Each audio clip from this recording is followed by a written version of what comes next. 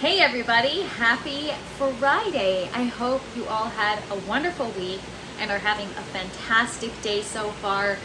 Welcome back to the Grow Tent. I'm so excited to have you guys here today. It's a big week for me. The plants have just been taking off. We are at week 5 of the plants being in their respective systems, and things couldn't be going better right now. Obviously, I put a lot of work into my garden, which is why things are thriving.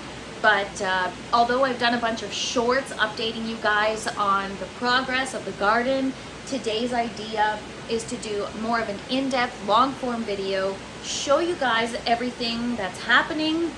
We're gonna pop the hood, check out all the roots. We're gonna talk about the different growth stages and what I've done this week. I'm going to start setting up another tower to get my flowers in there. So I am all around a busy gal. There's a lot going on in the tent, but I'm so grateful to have you all here with me. And without further ado, let's get to it.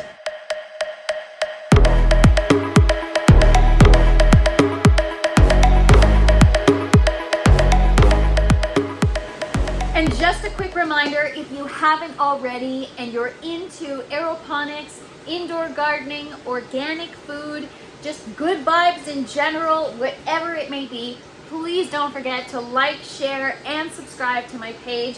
I am really grateful to have you all here, and it's super exciting to get to share my aeroponic and gardening journey with you guys. So first things first, we are going to talk about the beautiful grow tower that you see behind me.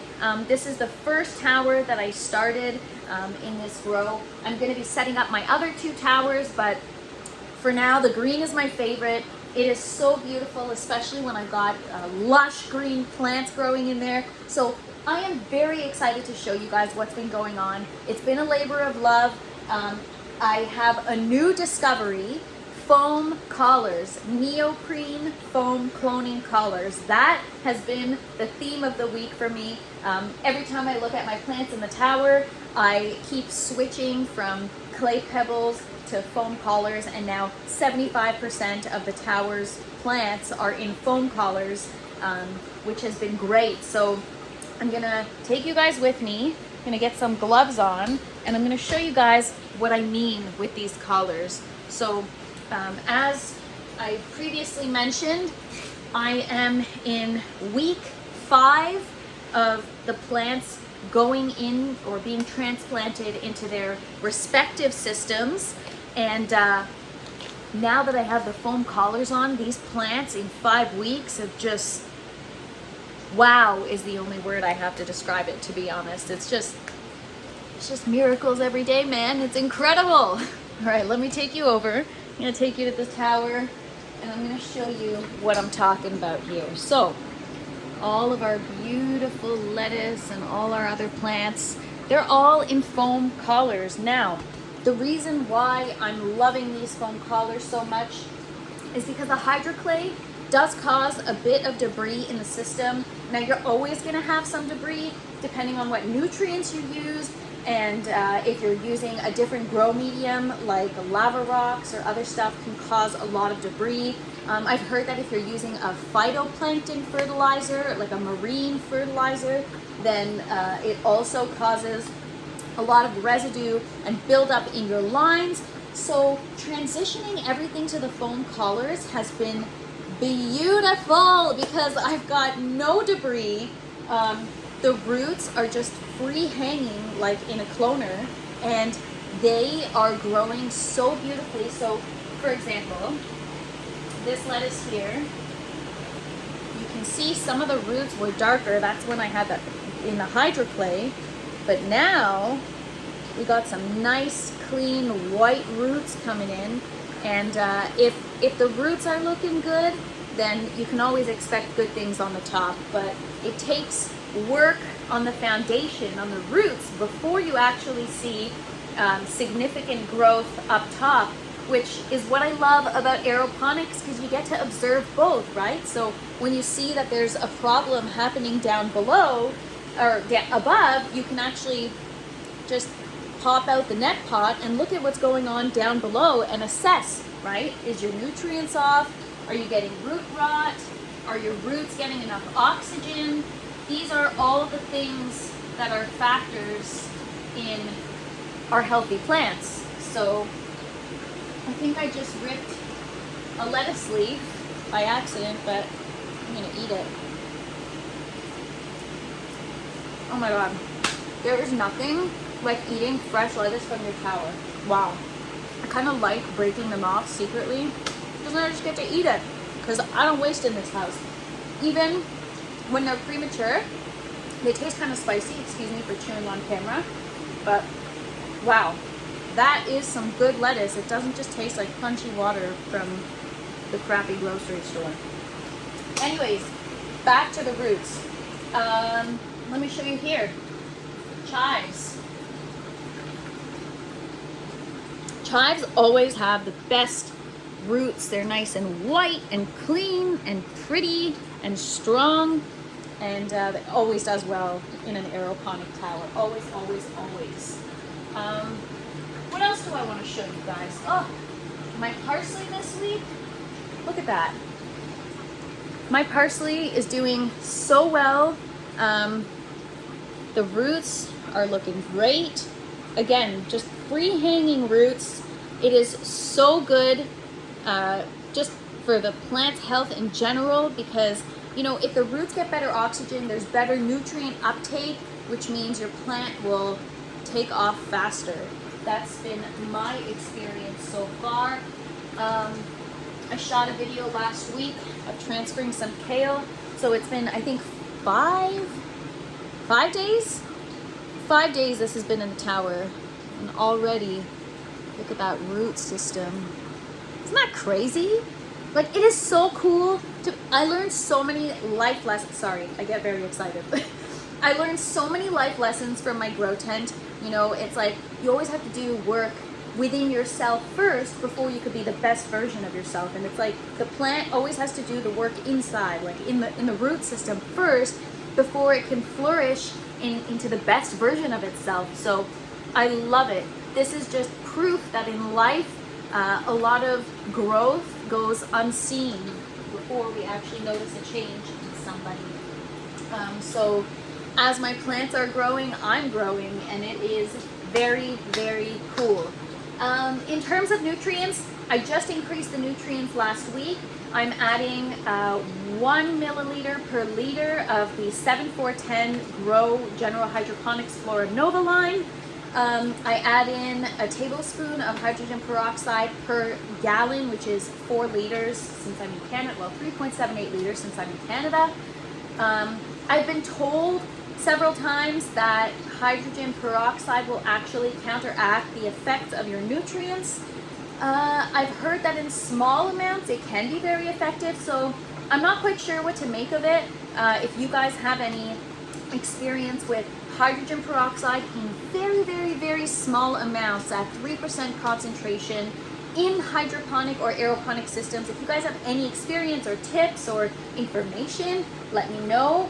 I know a lot of people use it to clean their systems, but I actually use it to give the roots a little bit extra oxygen, especially because I have this tower running all day long. It's difficult for the roots to get oxygen. So we're gonna go through here and just look at a couple more plants. This one here is one of my prized possessions. Are you ready? Because it's good. Check this baby out. This is my beautiful romaine. Oh my gosh, I love romaine lettuce. I usually pick up a bag once a week from Costco, and the bags that I've been getting lately are from Mexico, and the leaves are like white. Like, you know, this center core part right here, all the leaves are like that. There's no green. It doesn't feel like they're nutrient dense, and it doesn't really taste like anything. It's just crunchy water. So these are going to taste chef's kiss. I can't wait. I can't wait. If I could feed you guys through the screen, I would, so you could try it and share in the excitement with me. All right, so that is pretty much it for the tower. I actually also transferred my strawberry seedlings in this week into the foam collars. So we've got a little baby strawberry there. The root is so baby, you can barely see it, but it is there. It's honestly just very wonderful to be able to look at all the different stages. And here I've got my dill. Dill supposedly just does wonderfully in aeroponics, so I'm not surprised that this plant is doing well. And you can see there, got a bunch of new leaves unfurling. As for the roots, I've never seen what dill roots look like. I know some roots have a bit of a different hue. Some look a little more beige versus white. Maybe I'm just telling myself that to make myself feel better, but I honestly, I don't know. So we will see. But everything is looking so good in the tower. I'm really excited for harvest time. That way I can stop going to the grocery store and remove one of those items off my list. And that's what I'm really trying to achieve here is, you know, I'm not trying to completely homestead. I still need things from the grocery store. It's just, if I can eliminate a few things weekly off my list, especially produce, I feel like it would significantly save on costs.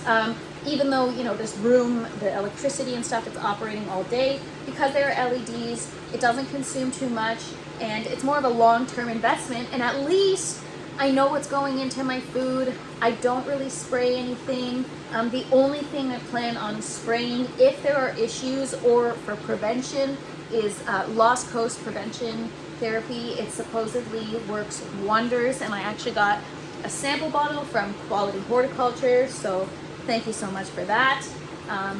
So yes, that is really the only thing I'm going to be spraying. So that is why it's important to me to grow my own food, because these days they spray all kinds of things on our food. You know, there's things that help things stay unripe, so that by the time it gets to the store, then it just starts to ripen. Do you know how many times I bought avocados from the store that are rock hard, and then by the time I get home, they're like rotting? So it is concerning, and you know, I feel like we're all being poisoned slowly. So could be my paranoia talking, or it could be facts. Well, I know it's facts, but anyways, I'm trying to take control of my own health and what I consume in my body. So that being said, this is the salad tower. Again, it's got 10 levels, 8 plant pots per level. 75% of it is filled with lettuce. I'll just give you guys a closer look. So we've got lettuce, again, I've mentioned previously, in all different growth stages. I still have some pots where I've got to remove the hydroclay, but here, to make sure I have an abundance, because you know, you have family, friends watching what I'm doing, and they're like, well, can I get some salad? So I want to try and make sure I've got a little bit to share as well, because I'm very proud of the fruits of my labor. All right, enough about the tower. I'm going to move on to the bucket system. Let's start with the tomatoes, because this week was a great week for my tomatoes. So in terms of tomatoes, one of the things that seems a little counterintuitive is that this week my tomatoes started flowering, which was extremely exciting for me, because flower means fruit is coming. And as soon as I saw the flowers, guess what I did? I pinched them all off. It was like a shot to the heart because, you know, you're pinching off fruit that's growing, but it is for a reason. If you pinch off the first buds, it's supposedly supposed to increase your yield, because it sends a message to the roots to keep growing faster and growing, I guess, more flowers per plant. I'm not sure if it's like a shock thing with the plant, but anyways, we went through all the plants, we pinched off all the flowers, and that was 2 days ago, and I already see new flowers growing, which is so crazy. So I'm going to take you through a closer look at the tomato plants, And then we're gonna pop the hood and check out the roots. Okay, so these are my tomato plants. They are already so large in size. They're getting quite big and out of control, so I'm trying to get them onto the trellis whenever they're ready. But as you can see, no more flowers. I pinched them all off, but this is in order to achieve something bigger, something better, and that's sometimes how things go in life, right? You gotta take a step back to take 10 steps forward. What I also did this week is a little bit of pruning. It's called, I know in the cannabis industry, it's called lollipopping. I guess veggie gardeners do it too. I don't know if it's referred to as the same thing, but it's pretty much removing all the bottom leaves for proper airflow, and it just sends a signal to send more leaves up top. So I try to keep this bottom area fairly clean, because you see how these are starting to get entangled with the other plant. This is how I got PM last time, powdery mildew. It was too much humidity, and the leaves weren't properly spaced out. So here I just threw a clip so that it can stay put. But yes, pruning is essential for proper airflow.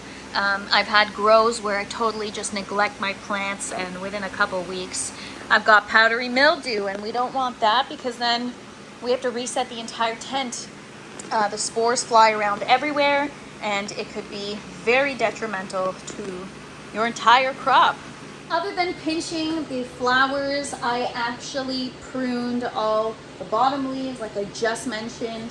I am trying to really stay on top of it this time. I've neglected it in the past, and because I'm not doing a lot of IPM, integrated pest management, or disease control, I'm not trying to spray a lot of things or harm my plants, so I have to do other things to counteract any issues I might have. So pruning, I've got fans set up here to make sure I have proper airflow. And in the past, I've had a lot of larger plants in the 4-site buckets, but I've decided to put them in the 1-site because proper spacing, and then it helps with, again, airflow. Airflow means everything, especially in indoor garden. Outside, these are things that you don't need to worry about. You have the fresh air. Another thing you don't need to worry about is pollinators. Having an indoor garden makes you realize how important pollinators are to our planet. If I could get some bees in here, I would if this tent wasn't in my basement.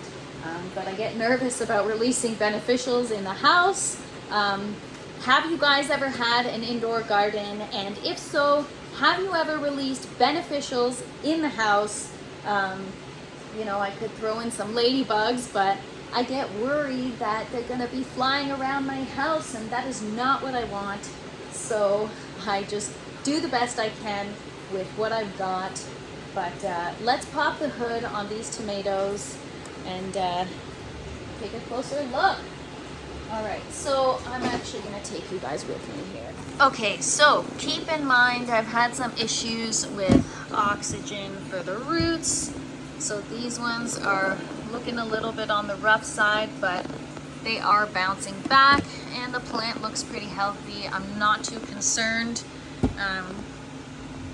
Here we have some nice roots happening. Again, we had some issues in the bottom, but now they're starting to come along and be nice and white and clean.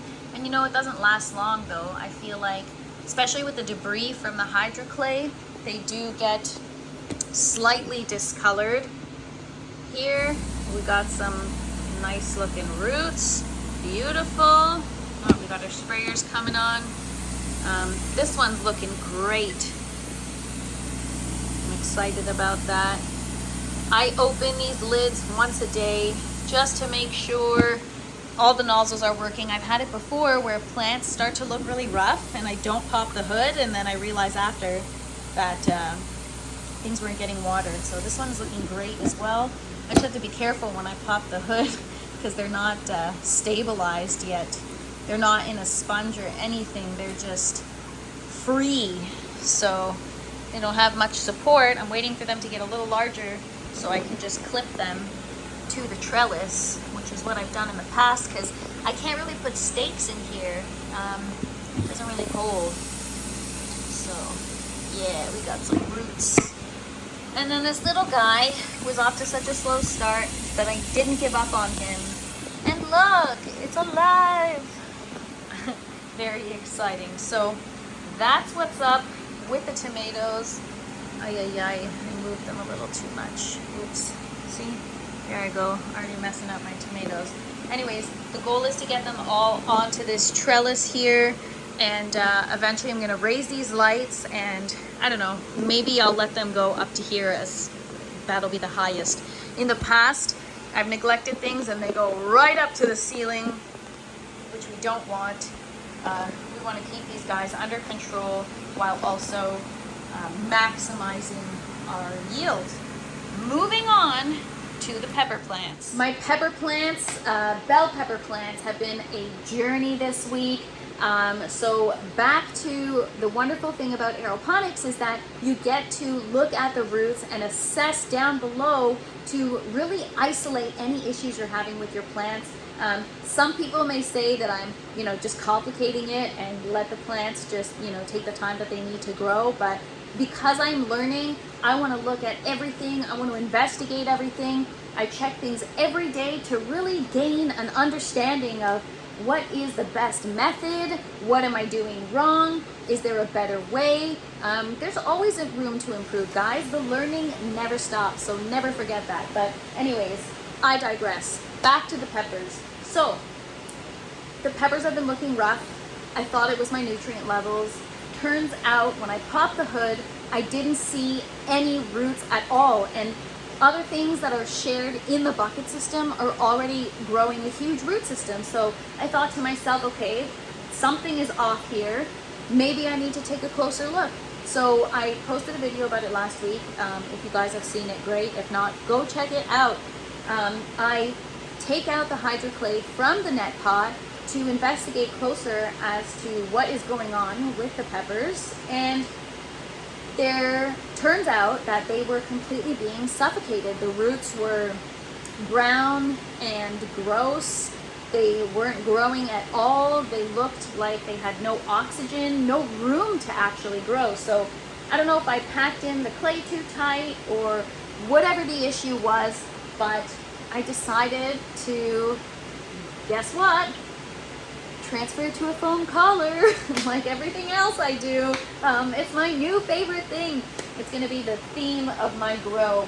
But foam collars for the win, because I transferred my peppers into them and they are doing so well. So I'm going to give you guys a closer look. So be mindful that it's only been 4 days and you're going to see all these new roots. And I mean, for me, it's just amazing. Maybe you guys won't feel the same way because you're not attached to my plants, but I'm going to show you guys. Let's get a closer look. Let's check it out. All right, peppers. Yay! Bell peppers. They started off super rough, but as you can see, these new leaves growing are definitely a deeper green, which we love. And there's not much scarring. They're not like curling up and looking all messed up. And then when you look inside, look at all that new beautiful root growth. Isn't that great to be able to see that? So I couldn't remove the sponge with these because it was too risky. I didn't want to damage the root, but honestly, no need, because they are looking so good. This one, for example, even the color is just really evolving into a beautiful green. Fun fact about bell peppers is their color is actually predetermined in their DNA. So one plant will always have just one color of bell pepper per that plant. And if it stays green, that means there's actually a defect in the genetics, because it is supposed to change to either yellow, orange, or red. I used to think that bell peppers started off green and then the different colors were the variations in ripeness, but I was very mistaken. If that is a known fact, then I apologize for sounding stupid, but I thought it was a cool fact. Anyways, so this is just really bouncing back. It's only been a week, as I mentioned, and things are just really, really improving. This little guy was able to remove the sponge. You can see in there, but I'm really loving the results. Look at that. Doesn't that look awesome? Beautiful. So if you look, well, it's hard to see, but inside you got a lot of brown roots there that are dead. That was from before. It was totally suffocated. So everything is looking so good. I'm very, very excited. The whiter, the fuzzier the root, the healthier and happier the plant is. So check that out. I am very excited that I was able to diagnose the problem and fix it, because now we are well on our way to beautiful bell pepper plants. Other than that, I've got a bunch of other peppers growing. I'm gonna take you guys and show you what I've got going on. I should be wearing sunglasses right now, but a friend of mine created these cone net pots. They've got a new business. It's called Ogo Grown. And so they sent me some net pots, and here I am trying them out. These ones I had to do with hydroclay because the foam color doesn't fit in them. So I've got a Chinese 5-color pepper and a poblano pepper. These, honestly, I forgot to label it. I think this is a cayenne pepper. Or no, maybe this is the poblano and that's the cayenne. I don't know. I've got a bunch of each kind, but if you pop the hood here, see some of the roots back there. You can see it looks so cool. But in the purple net pots, we don't have roots coming out yet, but that I just transplanted them 2 days ago, so we're gonna give them a little more time. And moving down the line, let me show you guys my zinnia. I don't know what variety it is because I forgot to label it, but it is so big, and check that out. Doesn't that look so cool? Look at those beautiful roots, so white, so clean, so beautiful. It's like root porn. Love it. All right, here is another zinnia that I germinated the same day. It sprouted the same day, and actually, in fact, this one was in better shape at first, and for some reason it's a little slower out the gate, but maybe it's because it's a different variety. I did procure seeds from a bunch of different places, but you can see the roots there. They're looking so great. So I've decided that for my flower garden this year, I am starting everything in, well, I haven't decided if I'm going to start it in the tower or the buckets. The tower, I might actually start it in the tower because, you know, while they're still small, they don't need much trellis support. So if I put them in the tower for, you know, 3-4 weeks, just to get them to the stage that you see this one right now, and then, you know, just pop it in the ground. And well, first before I pop it in the ground, depending on when I do it, I actually might have to harden it off. So maybe I'll have to get them in some soil or something in a tray at some point before getting them into the ground, just to harden them off. But something to think about, but it's still early.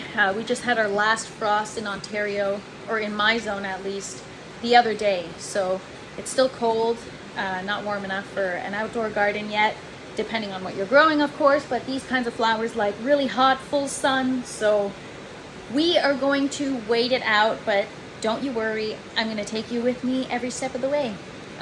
Moving on, I'm going to show you guys my cucumber plant. There she is in all her glory, my pretty little cucumber plant. Check that out. All right, so this sounds kind of lame. I never thought at this point in my life I would get so excited about a plant grabbing onto a trellis, but honestly, it feels like it's been the best week of my life because it did it all by itself. I don't even know how. It's just one day it was laying on the buckets, and the next day it climbed up here, and then the following day it just found its way there. So wow, how awesome is nature? And if you look a little closer here, oh, sorry. Look a little closer, you can see some flowers starting, which is kind of, I mean, it's not that early, but it's on the earlier side of things. Usually it's about 5 to 8 weeks it starts to flower, but we're at the start of week 5, which is crazy, but we've already got flowers. See here, there's a bunch of them starting, but guess what we're gonna do? We're gonna pick all of those off because guess what? I want to increase my yield, and that's the way to do it. It may sound counterintuitive, but again, take a couple steps back to take a big step forward. And I almost forgot the last thing I didn't show you guys in the buckets. Yes, it's just another pepper plant, but it's just at a different growth stage, so it might be interesting for you guys to see. I just transferred it yesterday, and there you go, there's a little root developing. So yeah, I've got things at all different growth stages. I try my best to kind of average out the nutrients so that, you know, the older plants aren't lacking and the younger plants aren't suffering. But it is definitely, you know, getting it down to a chemistry, obviously, and just finding the right balance that your plants take off. That about sums it up for my 5-week in-depth grow tent plant update. I know I already share a lot about this on my shorts, but either some of you may not see it, and I also wanted to take you guys on a deeper dive and give you a closer look so that you can feel like you're in the grow tent with me. If there's anything you guys want to see or learn about that's in my tent, please drop it in the comments because I got a lot to say and I just need more to talk about. So I'm happy to educate you guys on anything, show you guys anything. Oh, geez, how could I have forgotten? One thing I forgot to show you guys. Come with me. You will see. The light might be too bright, but these babies are about to go in the tower. And this pepper almost died, but it didn't. There you go. Anyways, thank you guys for hanging out with me today and seeing what I got going on in my grow tent. I'm very excited to share everything with you guys. So again, if there's something you want to see me grow in my systems or something you want to learn about, drop it in the comments because we are just doing one big experiment, as I always say in this tent. So let's have fun with it, you guys. Anyways, I hope everyone has a wonderful weekend. Thank you for watching. Thank you for tuning in.